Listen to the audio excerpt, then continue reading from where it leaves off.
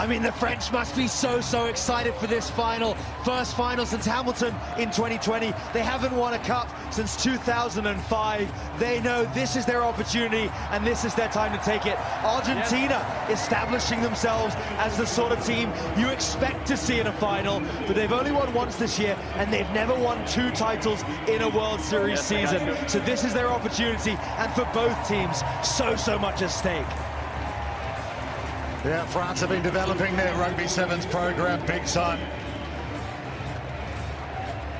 They will be hosting the Olympic Games next year. Olympic qualification is off the table for them. Argentina ranked second at the moment. They can consolidate their place in that top 4 with a win here. The Vancouver Sevens men's final is underway. France right to left with the kickoff. It's gone on the blue side, but Gonzalez almost onto it for Argentina. These big boppers, these heavy hitters up front for Argentina need to be watched. Gonzalez and Isco. Here's Stefan Perez. What a story it would be if he could win a title, but he's thrown it straight to Marcos Moneta. When doesn't he sprinkle a bit of stardust on proceedings? The money man scores first in the cup final. Marcos Moneta striking. I mean, he must have just looked up, and that's an absolute dream ball. Stefan Perez, key playmaker for France. He's going to wish he had that one back. Maybe some jitters early on for the French, not quite on top of their game in this early going, and Argentina do make them pay. But yeah, that long lofted ball in the air, can't afford to do that with Marcos Moneta on the prowl. Valentini with the extra couple from right in front. Argentina get the maximum. 25 for the season, the former World Rugby Sevens Player of the Year. Perez, experienced player, he'll shake that off. Isco prepares to chase the restart. What a start for Argentina. Just what head coach Santi Gomez-Cora would have been looking for. Here's Logel, most experienced French Sevens player of all time. A key cog in this outfit. Here's Perez to JP Barak, who cuts out over the top to Loretra, their leading try scorer here in Vancouver this weekend. Barry and Pasquet back to Perez. Here's the captain, Pauline Riva. Another cutout ball over to Jonathan Logel. He can stand up in the big moment. Scored the winning try on Golden Point to win bronze at home in Toulouse last season. Here's Barak again, just slips on this artificial surface off the floor to Perez. Pasquet from Stade Francais just flicks it out the back to Loretra from the Racing 92 club in Paris. Here's Barak again. He finds some space for Riva. Just ignores the ball runner on the inside. That was Fournier, who's been impressive for France this weekend as well. And here comes Pasquet, those big, long, striding legs over the halfway line. Good keep ball here from France, keeping the ball away from Argentina. Theo Fournier to Barak. Logel now. Osadzouk, the Argentina captain, puts him on the floor. Perez, good width again from France. Riva, little double clutch over the top. Is that forward? Pasquet keeps it in field. Play on, says the referee. Just needs to stay within that white line. Perez again to Riva. So much possession here for France, but the Argentina defense holding firm for the moment. There's the inside ball that finds the try. Theo Fournier under the posts. All that possession, all that patience paying dividends for France in the end. Oh, it really does. And this is a really mature passage of play from the French. You'd have thought they've been in so many finals, this group, after that early mistake, knowing that calming it down, going through a long passage of play, lots of phases of play. You want to put the Argentinian defense under pressure, and that's exactly what they did here. Nothing particularly spectacular, but going width to width, stretching the Argentina defense, and then when they spotted those inside defenders were starting to get a little tired, were starting to lag a little bit, picking them off with the inside pass, and France strike right back. Look at that. 28 passes to none. Of course, Argentina scored a try, but it was an intercept to Moneta. 7 each in the cup final. 3 minutes to go in the first half. Perez goes long. Isco to Moneta. Here's Gonzalez. Hitch kick from the big prop forward. Look at him go. He's got on the outside of Varillas Pasquet. Pasquet comes back for another nibble. Perez is there as well, as is Alvarez for Argentina. Good quick ball for Los Pumas Sevens. Pellandini now, ball in two hands. Isco at pace, runs it in. Oh, that's Argentina at their best. He's hurt on the floor, is Isco, but the breakaway from Gonzalez. And Isco finishes the job. I think Isco's fine. He's just saying to the referee, hey, how was that little late touch on me as I was putting the ball down? But Argentina's so direct. And it's their two men, Luciano Gonzalez and Rodrigo Isco, straightening up first on the left through Gonzalez and then towards the right with Isco. And those two are such powerful, dynamic runners. Not the tallest of guys, but they're so stocky, and they get this Argentina team moving forward every time. And Argentina strike right back. Teams just trading tries right now. Well, they're like a couple of bouncers outside a nightclub. You don't want to turn up with fake ID with these two. Isco and Gonzalez have been bossing this HSBC World Rugby 7 series. 14-7, Argentina lead France. 1:30 to go. Good contest back by White. Came off White, says the referee, so France have possession. Here's Pasquet. There's an inside ball to Riva. A bit of jouet in midfield from Les Bleus. That's gone forward on the floor. No, it's a penalty to France. Rocky's form and the ball is played. Yeah, I mean, it looked to me, actually, obviously further away than the referee, that it might have been a French foot that kicked that one forward, but the referee judging that it was an Argentinian hand in the ruck. Once that ruck is formed, you're not allowed to use your hands on the floor. So France get a reprieve and able to kick for touch. They've shown a lot of maturity at this tournament, France, and they've had the full house. They've had a draw against South Africa. They lost to Argentina in pool play, 21-12. That's the muscle memory they bring into this, but in all their games, they've found a way. Great Britain in the quarterfinal, Australia in the semi. They do keep calm in the big occasion, and they don't come much bigger than this. A cup final in Vancouver. Barak put on the floor by Osadzouk. Excellent defense again from the Argentina captains. Forner's there, though, and he sees a bit of space on the short side. Moneta shadows. Gets through Alvarez, though. There's the offload to Varillas Pasquet. He's in the corner. Good touch. Yes. Okay. They're going to check it, but that looked good from up here. Yeah, I think certainly looked good on the touchline. I think the only question is whether he grounded this properly. So sliding in. Ooh. I think it's all in the interpretation there. So touching the ball down. Yeah, so nowhere near the touchline, but obviously the first initial touchdown is in front of the line. So then it's whether he's still in control of the ball as he touches it over the line. And the referees say he is. So that will be try France, and both of these teams just going back and forth. And it's a tough conversion now from way out wide at the big end of this half by JP Barak, and he's so good at kicking these. Yeah, the sharpshooter from Clermont-Auvergne, Jean-Pascal Barak.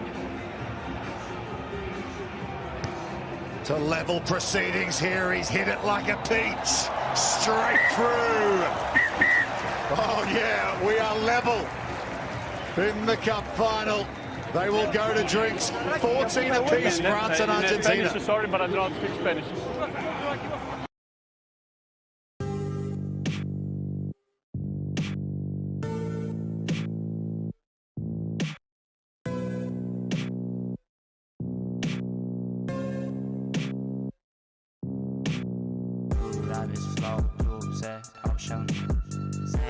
Sorry, but it will never run dry. Some think I like a shield.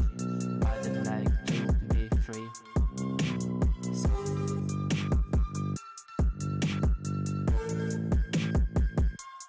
Press way back in 2005. Pellandini chips over in the direction of Isco. He gets there first, but it's gone over the sideline. It'll be a France option here, but an injury on the floor. France Rodrigo option because Isco. it's not gone into First touch, time so scrum or line out. These two teams have ever met in a cup final. Of course, this weekend in the top four in the men's competition, we didn't have New Zealand, we didn't have Fiji, we didn't have South Africa. Perhaps Madison seeing the changing landscape of rugby sevens here. Oh, no, absolutely. And I think it just reflects how competitive the World Series is becoming. We can see that Argentina, their first back-to-back cup finals for the first time since 2005. And right now in the World Series, if you look at the standings, 2 through, I think it's 9th, is separated by 13 points, which is really remarkable.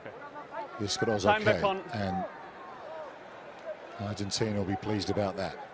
Perez threw that intercept pass to get us started, but France have recovered so well.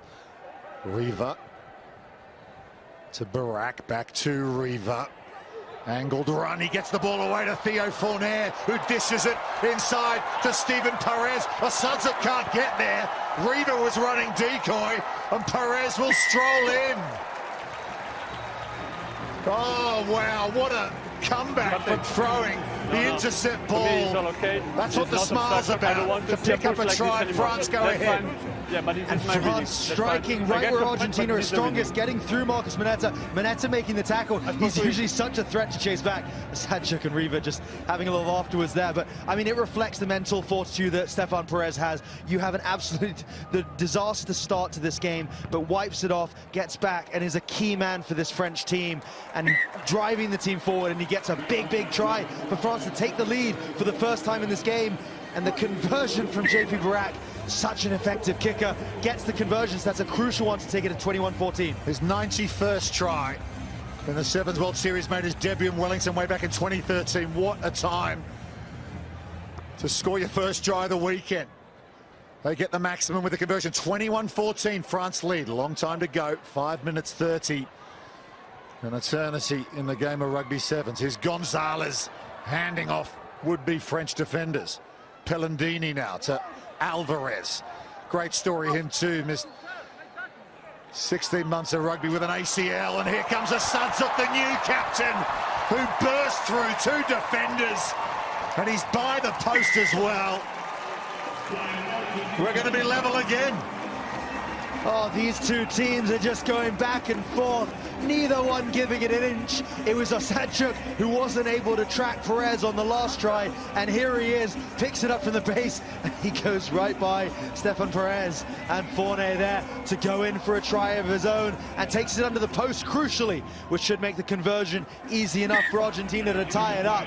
And what a cracking final we've got here. Both teams want this so badly. It's been a long tour, it's been a good tour for both teams, and we got a big 4.5 minutes coming up. Valuable points on offer. Big time. France 21, Argentina 21. 4 minutes 15 to go. Pellandini kicks the same direction. This time a little bit of time for Jonathan Logel, but look at Iscro, is all over him like a cheap suit. But France come away with it. Barak, little dummy. Wade doesn't take the dummy. Replacement for France, one of their new players, Andy Timol, the 18-year-old. What a moment for him. He's got the penalty for his side here as well, but that's brave from Jonathan Daré to bring out the debutant here. Andy Timo from the Massy Club in Paris, made his debut in Los Angeles last week. Could he be the difference maker here? Oh, and he's a big man, isn't he? He doesn't look like an 18-year-old. Brings it involved in that first collision. Obviously very physical. France do get the penalty, and after some of their games at the end of their semi-final particularly, they looked very tired, so content to slow it down and go to the line-out. Absolutely, that's their game, yeah. And Argentina weren't looking, so he's dished it to Loretra. And now Barak, who's back to his best here in Vancouver. He disappeared from the Sevens tour for a while to go back to 15s, but JP is feeling the good stuff. Fournier gets it off the floor to Timo. Here's Perez. What can he conjure up now? The little wizard in midfield for France. Logel, no one's played more games for France Sevens than him. Loretra arrives to play scrum half. Riva offloads off the deck to Perez. It might open up for Fournier here. France patient again. Here's Timo, does well, climbs high, big man, 6'4". Offload over the top to Logel, but Iscro, the urgency to get on the deck and win the ball back for Argentina. Wade's going to kick, and guess who's on the chase? It's Marcos Moneta. He's so fast. Larecha for France. Moneta gets there, dishes it off. And Tobias Wade will dot it down behind the posts.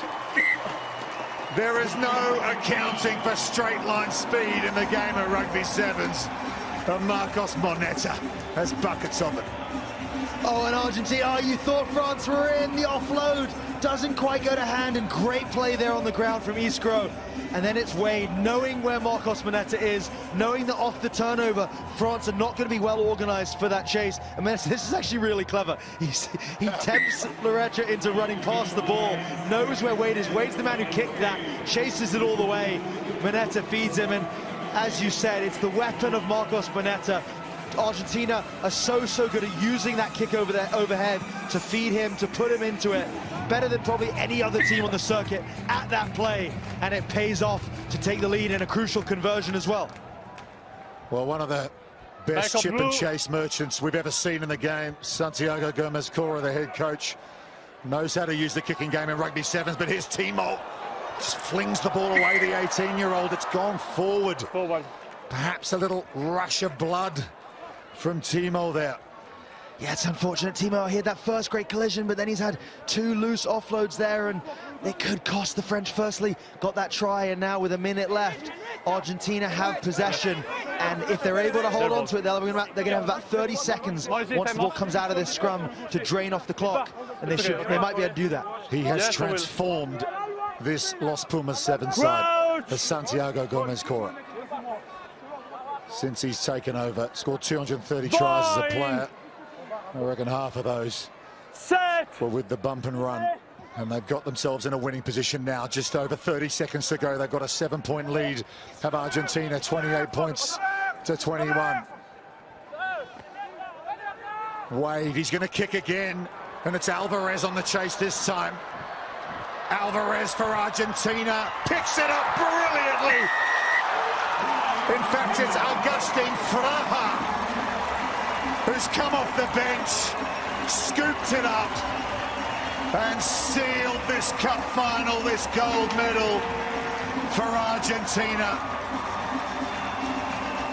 Los Pumas Sevens have gone back-to-back in Vancouver.